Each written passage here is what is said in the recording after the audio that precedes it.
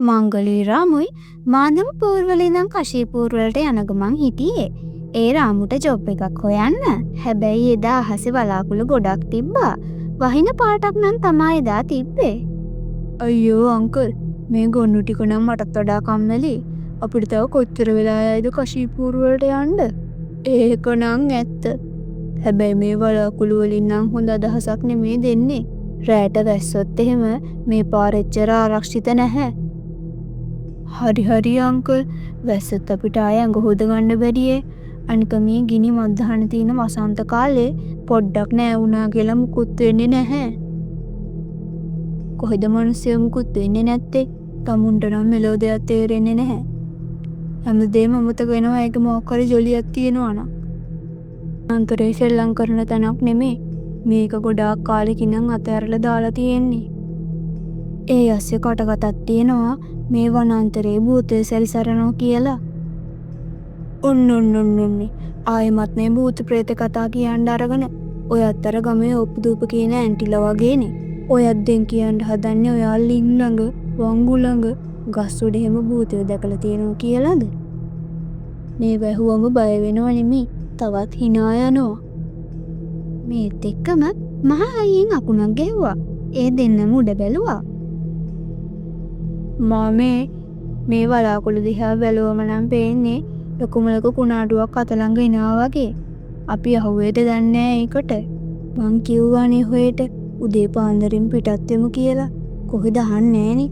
එක වැඩ කර ඉන්නවා කතා හද. දැන් බලනවා මේ හරක් දෙන්නත් නිකන් හෙන කම්මැලි කමේ ඇවිදින්නේ. උනුත් යන්නේ හරිම දුටහට. වහින්න කලින් ඉන්න තැනක් හොයාගත්තා නම් තමා හොඳ. අංකල් කිව්ව විතරයි යන්න ඉස්සරහෙන් තැනක් පේනවා. බලන්න ඒකේ ලයිට් එළියකුත් පේනවා. ඒක පරණ ගොඩනැගිල්ලක් වගේ. හොඳට බැලුවොත් අර බෝඩ් එකේ මොන හරි ලියලා තියෙනවා වගේ පේනවා. ඒක ඉස්කෝලයක්. මේ ගමේ තියෙන ඉස්කෝලේ වගේ ඒක. යන් අපි ඒකට යන්. මේ මහලුකු කැලයක් මැද්ද ඉස්කෝලයක්. ඒක නම් හරිම අමුතුයි. මිනිස් පුලුටක්වත් මේ හරිය පේන්නේ නැතුව තියෙද්දි කැලයක් මැද්ද ඉස්කෝලයක් තියෙනවා. සීයා හැම කියනවත් එක්කම එකපාර හයියෙන් වහින්න ගත්තා. අයියෝ සීයේ අපි මේ වැස්සේ තවත් යන්න ගියොත් එහෙම අපි තවත් එමිනික තමා වෙන්නේ. බලන්න මේ පාරත් මඩ වෙලා. ඒක නිසා අපි යන් ඉස්කෝලේට. එහෙම ගියොත් අපේ ඔලුවට උඩින් වහලක්වත් තියෙන්නේ නැතේ.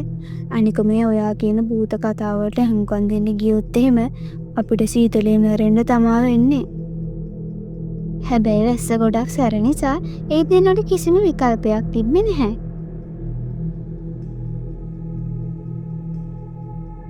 එයාලා දෙන්න කරත්තෙන් බැහැලා පරණ ඉස්කෝලේ දිහාවට ඇවිදගෙන ගියා. රාමු මං එයාට කියනවා තව එකපාරක් මේ ගැන හිතලා බලන්න කියලා. මේ කාත් කවුරුවත් නැති කැලයක් අස්සේ ගරා වැටුණ ඉස්කෝලයක් තියෙනවා. මිනිස් පුලුටක් නැහැ. ඒ වගේම මෙතන කවුරුත් පොඩි ළමයි කෑ ගහනවා ඇහෙන්නෙත් නැහැ. කිසිම සද්දයක් නැහැ. ඒ අස්සේ මේ වැස්සත් එක්ක හරිම භයානක පෙනුමක් මේකට ගෙන දෙන්නේ. අයියෝ අංකල් එකපාරට කියනවා වැස්ස තදයිලු. අනිත් පාර කියනවා පාරේ මඩලු. දැන් කියනවා කාගේවත් සද්දයක් එන්නේ නැහැලු. අර භූත කතා වලින් ඔයාගේ මොලෙත් අවුලලා වගේ තියෙන්නේ. මොකද ඔයාට දැන් භූතයෝ පේනවද? අනික හිතන්න මේ මහ වැස්සේ අපි මෙහෙම ඉස්කෝලයක්වත් හොයාගත්ත එක හොඳ නැද්ද? එයාලා ඉස්කෝලේ ඇතුළට ගියා. ඇතුළට ගියාම එයාලා දැක්කා ගුරුවරයෙක් ළමයින්ට උගන්වන්න ඉන්නවා. මෙන්න මුතු ටිකක් ඇවිල්ලා මේ මහරය වහිනාස්සේ ඔය කැලේ ඉන්න හොඳ නැහැ. ඒ නිසා එන්න ඇතුළට අමුත්තනේ. මේ ඉස්කෝලේ ඔයාලව පැස්සෙනුයි හුළඟිනුයි ආරක්ෂා කරයි. අනිත් එක මේ ඉස්කෝලේ ඇතුළට එන අය හිසතින්න යන්නේ නැහැ. බොහොම ස්තුතියි ගුරුතුමනි. ඔය අපේ බේරගන්න දේවදූතයෙක් වගේ ආවා. අපි මේ අඳුරේ වැස්සකුත් තියෙද්දි මේ පාළු කෙලේ අතරමං වෙලා හිටියේ. අපි මේ මෙතනින් එළියට යන්නේ කොහොමද කියලා කල්පනා කර හිටියේ. ඒ අස්සේ තමයි මුතුමාගේ කරුණාවන්තකම නිසා අපිට පිහිටක් හම්බුනේ. බලන්නේ මාමේ මනුස්සකම් තාම ලෝකේ තියෙනවා. ස්තුති කරන්න ඕනේ නෑ දරුවේ. මොනාටද ස්තුතිවන්ත වෙන්නේ? මේක මගේ අධිකාරිය.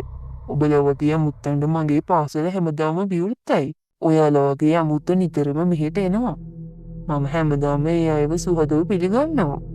ඊට පස්සේ එයාලා පාසල ඇතුළට ගියා. පාසල ඇතුලේ අමුත්තන්ට වෙන් කරලා තියෙන කාමරෙන් මාමයි ගුරුතුමයි ඉඳගත්තා. ඒ ඇස්සේ රාමු අර පොඩි ළමයි එක්ක වීලු කර කර hina වෙන්න ගත්තා. රාමු මාමේ ඔයාට බය හිතෙන්නේ නැද්ද? මේ වගේ වෙලාවක නොදන්නේ තැනකට වෙලා නොදන්නේ ළමයි ටිකක් එක්ක කතා කර කර ඉන්න? බය කියලා එකක් මම දන්නේවත් නැහැ. බයම උදේ කෑමට කනවා. ලොකු සටන් කරුවොත් මාව දැකලා බය වෙනවා. ඒ නිසා මම ඒ බය කියලා එකක් නම් දන්නේ නැහැ. කොල්මනක් මගේ ඉස්සරහට ආවත් මෙතනින් ඉඳ ගන්නද කියලා මගෙන් අවසර අරන් තමයි ඉඳගන්නේ. ඒ උනාට පොඩ්ඩක්වත් බය හිතෙන්නේ නැද්ද? මේ වගේ කුණාට තියෙන වෙලාවක වහිනවා, අකුණුත් ගහනවා. අපි නම් පොඩි දෙයකටත් බය වෙනවා. ඔයා ඇස්සේ මොකටවත් බය නැහැ. ඔයා ඉන්නවා hina වෙවි. නැත්තම් ඔයා බොරුවටම වපානොන්ද බය නැහැ කියලා. මේ මං ඔය බය කියන වසර මගේ ළඟින් අතෑරලා ගොඩාක් කල් වෙනවා. මම පොඩි කාලේ ඉඳන් අපේ ගමේ ඉන්න සිංහයෝ වගේ තමයි හැසිරුනේ. අඳුර වැටෙද්දී ගමේ මිනිස්සු දරුවයි තනියම වහගනිද්දී මම හැමදාම ඒ වෙලාවට එළියට යනවා. බය නිකම් පයිට පෑගෙන දූවිල්ලක් වගේ මට. අම්බෝ මේ රාමු මාම නම් හරිම බය නැති කෙනෙක්. හැබැයි ඉතින් කයි පාරු ගෙව්වට වැඩක් නැහැ. වෙලාවෙ ඉද්දී ඔයා අපිට බය නැහැ කියලා පෙන්වන්න ඕනේ. ඉන්නක දැන් මම ඔයාලට කතාවක් කියන්න.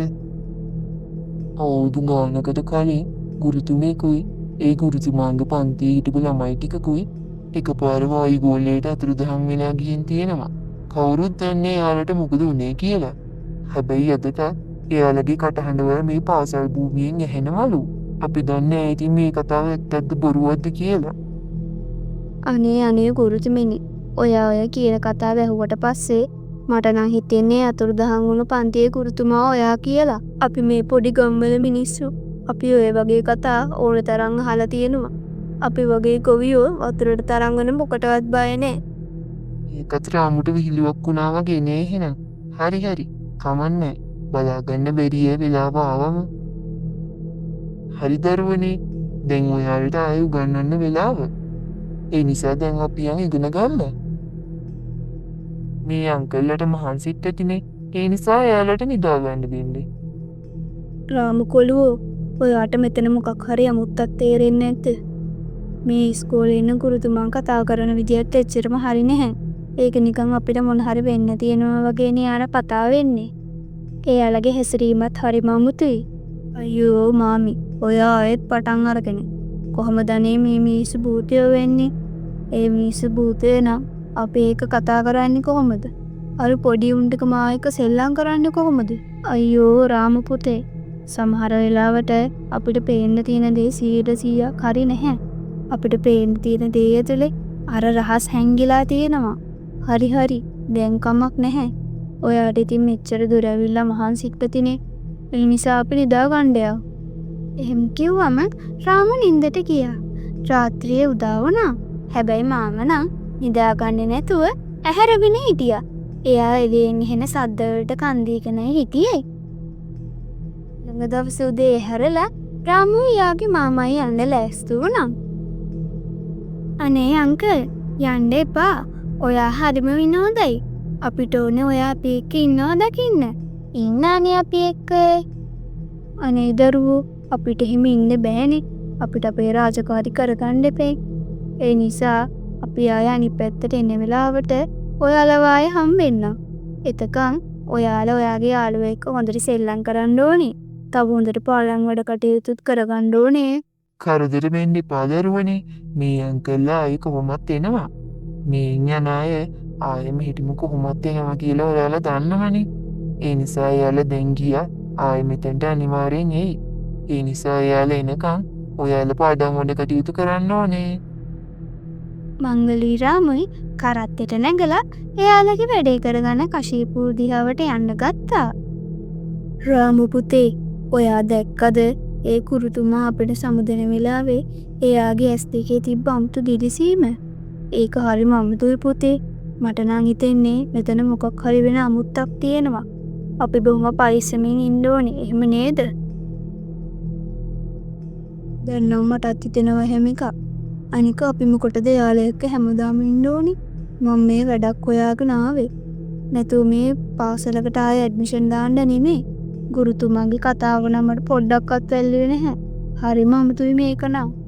අනේ අම්මේ, එතියාන්තන් ඔයාට දැන්වත් ඕක තේරුණා? මං කොච්චර වෙලා උත්සාහ කරාද ඔයාට කිය මේක පැහැදිලි කරන්න. දැන්වත් තේරුම් ගත්ත එක ලොකු දෙයක්. බලන්න අපි දැන් කශීපූර්වයටත් ළඟා වෙලා ඉන්නේ. දැන් ඉතින් මොනවා වුණත් අපි දෙන්න එකටනේ ඉන්නේ. ඒ නිසා ඔකට බය වෙන්න දෙයක් නැහැ. පස්සේ දෙන්න කශීපූර්ව මේ තිබ්බත් ඒ කඩේකින් නැමැත්තුවා. ඊයේ ඉඳන් අපි දෙන්න හරිම සීතලේ හිටියේ. අපිට උණුවෙන් තේ එකක් බොන්නවත් තැනක් තිබ්බේ නැහැ. අනික අර අද්භූත ඉස්කෝලේ. ඒ ඉස්කෝලේ හිටපු ගුරුතුමා අපිට තේ ගුරක්වත් දුන්නේ නැහැ. අඩුම තරමේ කෑම ටිකක්වත් දුන්නේ නැහැ. අපි නිකන් ඔහේ කාලය ගත කරා විතරයි බඩගින්නේ. මාම මට විහිළු කරනවද? ඔය වගේ කතා විහිළුවටත් කියන්න එපා. ඔයාලා දන්නේ නැහැ එතන මොනවද වෙන්නේ කියලාවත්. ඔයාලා හිතනවට වඩා එතන හරිම භයානකයි. කවුරුත් දන්නේ නැහැ ඒ ගුරුතුමයි ඒ ළමයිනුයි කොහොමද අතුරුදහන් වුනේ කියලා. හරිම අද්භූත විදියට එයාලා එක දවසක් වායුගෝලයට අතුරුදහන් වෙලා ගිහින් තිබ්බා. හරිම භයානකයි ඒක නම්. අපිට හිතාගන්න බැරි මොන හරි අද්භූත දෙයක් ඒ ඉස්කෝලේ තුල සිද්ධ වෙනවා. අද්භූත මොන හරි තියනවා කියලා නම් මටත් හිතුණා. හැබැයි අර ගුරුතුමාවයි ළමයිවයි හම්බුණාට පස්සේ මගේ බය හැම නැති වෙලා ගියා. ඇත්තටම එයාලට බය වෙන්න නම් කිසිම හේතුවක් තිබ්බේ නැහැ. අපි විනෝදයෙන් හිටියා. ඒ වගේම පාඩනුත් කරා. සෙල්ලනුත් කරා. එයාලගේ අහිංසකකම නිසා අපේ බයවල් ඔක්කොම දුරු වුණා. මොනවාද මල්ලියේ ඔයා මේ කියන්නේ?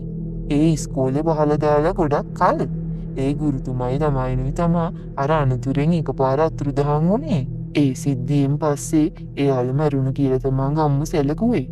මේ නිසා ඔයාලා දැක්ක දේ නම් ඇත්තක් වෙන්න බෑ. ඔයාලා පාඩම් කරපු ඒවා, සෙල්ලම් කරපු ඒවා, නියුදුන ඒවා මොකක් හරි මායාවකින් සිද්ධ වුණ දේවල්. ඒ ඉස්කෝලේ අතහැරලා දාලා ගොඩාක් කල් වෙනවා දැන්. කවුරුත් ඒ පැත්ත පළාත යන්නේවත් නැහැ. මොනවද මේ ඔයා කියවන්නේ? අපි යාළුවෙක් එක්ක තමා මුළු මහරෑම ගත කළේ. අපි ගුරුවරයා එක්ක සුබදව hina වුණා. ඒ වගේම ළමයි එක්ක සෙල්ලම් කරා. දැන් මේ ඔයා කියන්න හදන්නේ එයාලා මැරිලා ගොඩක් කල් කියලාද? ඔයා මාව විශ්වාස කරන්නේ නැත්තම් අපේ ගමේ වයසකම කෙනාගේ මේ ගැන ගිහින් විස්තර අහන්නකෝ.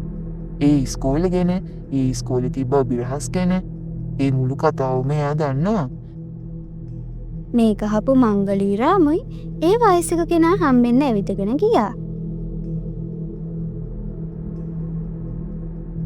අනේ මහත්මයා, අපිට ඔබගේ උදව් ඕනේ. අපි ඊයේ රෑ අර මේ ගමට එහා පැත්තෙන් තියෙන පාළු ඉස්කෝලේ නැවතිලා හිටියා. අපි ඊයේ රෑ ඇතර නැවතිලා ඉඳලා ඒ ගුරුතුමා එක්ක කතාත් කරා. ඒ ළමයි එක්ක සෙල්ලනුත් කරා. අපි මේ කතාව අද උදේ ටීවී කුඩන එක්කිනාට කියද්දි එයා කියනවා මේ ඉස්කෝලේ වහලා දාලා ගොඩක් කල්ලු. ඒ ගුරුතුමයි ළමයි ටිකයි මැරිලා දැන් ගොඩාක් කල් වෙනවලු. අපිට කියන්න මේක ගැන ඇත්ත. මොකද්ද මෙතන අපිට තේරුම් ගන්න බැරි අභිරහස? අපිට කියන්නකෝ. අනේ මගේ දරුවනේ, ඔයාලා ඇත්තටම ඊයේ රෑ අද්භූත පාසලේ නවාතැන් ගත්තද? ඔයාලා නම් හරිම භයානක වැරද්දක් කරලා තියෙන්නේ. ඒ ඉස්කෝලේ වහලා දාලා ගොඩාක් කල් වෙනවා. ඒ ගුරුතුමාවත් ළමයින්වත් කවුරුත් එතන නැහැ. දැන් එතන තියෙන්නේ ආත්ම විතරයි. ඔයාලා ඒ පාසලේ රාත්‍රියක් ගත කරපු නිසා ඒ කියන්නේ ඔයාලට එයාලගේ බැල්ම වැටිලා කියලා. අනේ අම්මේ, අපිට කොහොම හරි මාර්ගයක් පෙන්වන්නකෝ මේ අනතුරින් ගැලවිලා ඉන්න. අපි දන්නේ නැතුවනේ පාසලේ නැවතුනේ. ඒ නිසා දැන් අපිට කියන්න එතන මොනවද උනේ කියලා. ඒ නිසා අපිට ඒ ගැන හොඳ අවබෝධයක් ලබාගෙන වෙන්න තියෙන විපතකින් බේරිලා ඉන්න පුළුවන්. ගොඩ කාලයකට කලින් ඒ ඉන්න ගුරුතුමා ඒ ළමයි ටිකව ඒ පාසලේ හිර කරන් ඉඳලා. ඒ නිසා ගම්මුන්ට තිබ්බ තරහට එයාලා පාසලට ගිනි තියලා ගුරුතුමාව බයි කරන්න හදලා. හැබැයි ඒ ළමයි ටිකට පාසලෙන් එළියට එන්න වෙලා නැහැ. ඒ නිසා ගුරුතුමයි ළමයි ටිකයි ඔක්කොම මේ ගින්නෙන් විනාශ වෙලා. ඒ ගුරුතුමයි ඒ ළමයි ටිකයි එතනට එන හැමෝම එයාලා ගොදුරු කරගන්නවා. මේකින් බේරෙන්න නම් ඔයාලා එක රැයක් හරිම ආරක්ෂිතව ගත කරන්න ඕනේ. ඒක අදරය තමා. ඒ නිසා අතරේ ඔයාලට කොයි හරි ආරක්ෂිතව ගත කරන්න වෙයි. අනේ මහත්මයා අපි බොහොම මවුලක වැටිලා ඉන්නේ. ඒ නිසා අපිට පුළුවන් නම් කියන්න අදරෑ ආරක්ෂිතව ගත කරන්න පුළුවන් තැන. අපි අදරෑ ගත කරගත්තොත් ඔබතුමාට බොහොම ණයගැති වෙනමු. ඊට පස්සේ ඒ සීයා එයාගේ තිබ්බ පරණ ගෙදරකට මංගල්වයි රාමුවයි එක්කරගෙන ගියා.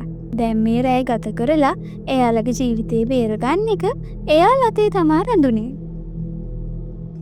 ඔයාලා දෙන්නට අදරෑ මගේ ගෙදර ගත කරන්න පුළුවන්.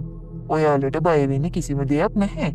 මොකද ඔයාලා මගේ යටතේ ඉන්න. ඔයාලට මොකක් හරි අවශ්‍යතාවයක් තිබ්බොත් මට ඒක දැනුම් දෙන්න.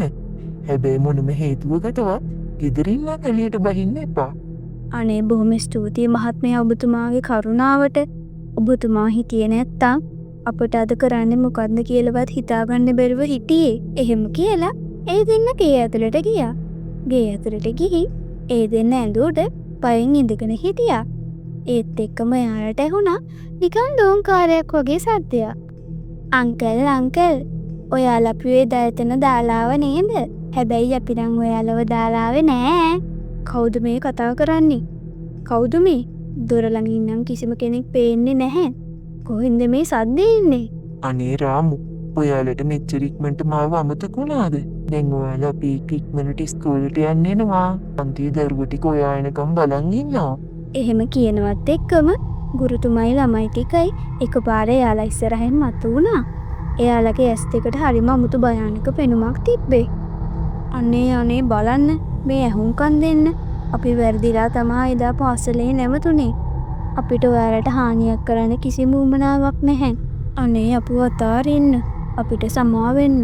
අපි පොරොන්දු වෙනවා අපි කාටවත් මේ ගැන කියන්නේ නැහැ කියලා. අපිට අපේ ජීවිතේ බේරගෙන මෙතනින් යන්න දෙන්න. හැබැයි මෙච්චර අඬාවට උනත් ඒ භූතයෝ ටික නම් මේක ගණන් ගත්තේ නැහැ. එයාලා ටිකෙන් ටික ළඟට ඇවිල්ලා මංගල්වයි රාමුවයි විනාශ කරා. ඊළඟ දවසේ මේ විස්තරේ ගම පුරා ලැබුගින්නක් වගේ පැතිරුණා. තේ විකුණන කෙනයි අර මහත්මයා මේ ගැන කතා කර හිටියා. අනේ ඒ මිනිස්සු හරිම හිංසකයි. නොදැනුවත් මෙතන නැවතුනේ. කවුද දැනන් හිටියේ ඒ ගමනේ යාළගේ අවසන් ගමන වෙයි කියලා? අයියෝ හිංසක මිනිස්සු.